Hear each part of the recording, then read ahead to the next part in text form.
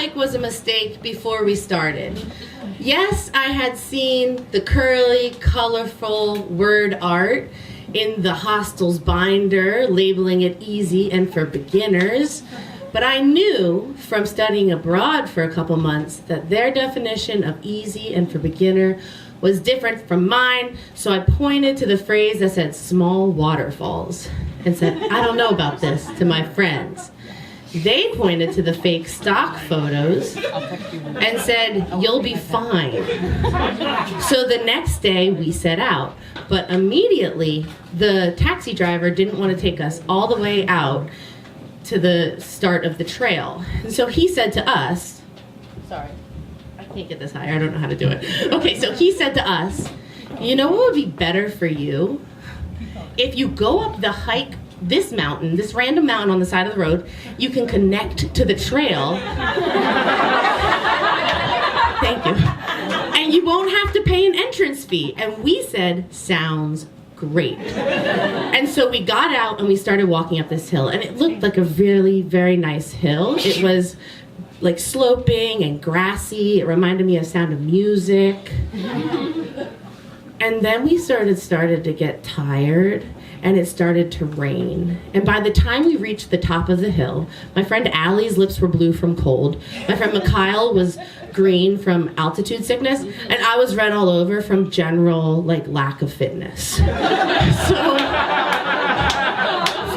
from our vantage point, we could tell where the trail was, the real trail. It was down in the valley before us, this great expanse meandering all the way to this very, very big mountain.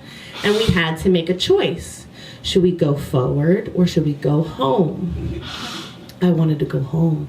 And so did a couple of my friends, but not all of us. And so we made the decision like we would in a horror movie, and we split up. And as soon as we split ways, it started to rain a lot heavier. So we zipped up our coats, and the whole way down, we were trying to go back to the real trail. We were like, we made the right choice. We were so happy until we hit the waterfalls, which I was right, they weren't small. So let me try and explain it to you. It's this big sort of open space. It's gravelly dirt. There's bushes. And it's one of those switchback trails that goes down the edge of a mountain. And when you look over, one side is waterfalls. The other side sort of is kind of like a roof shape down. And so when my friends are trying to make a choice about what to do, I'm not a hiker, but I am a woman of action. And I love making just rash decisions in stressful moments. So before consulting them, I just start scooching down on my butt, thinking I can hop down. I'm halfway there when I realize I really fucked up. Because if I don't land perfectly from my jump, I'm over the edge of this cliff. So I think go backwards, but I'm weak. And so I flop over and I'm inch, and I'm do you ever take the pull-up test in gym class? You know how when you're falling to the ground after not making one pull-up, you think, I'd be fucked if I was ever hanging on for dear life to the side of a cliff. I was you were right back then. But luckily, I'm not alone. I've got friends. So I start panicking, and I'm help! I'm down here!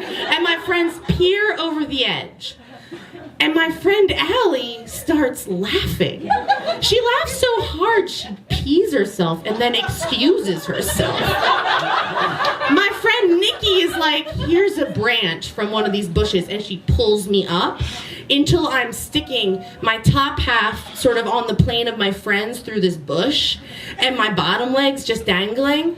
And my friend Allie comes over and she's laughing, and she's I just want you to know that I'm laughing because in your yellow raincoat, you really look like Winnie the Pooh stuck in his hole.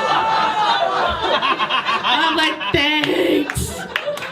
They pull me up, and honest to God, I have no recollection of how we made it down. I was just so grateful to not be dead. And when we got to the bottom of the hill, or the hike, we actually celebrated by going to a museum where they like were telling us about the mountains. And I was so grateful for every flat step. Thank you.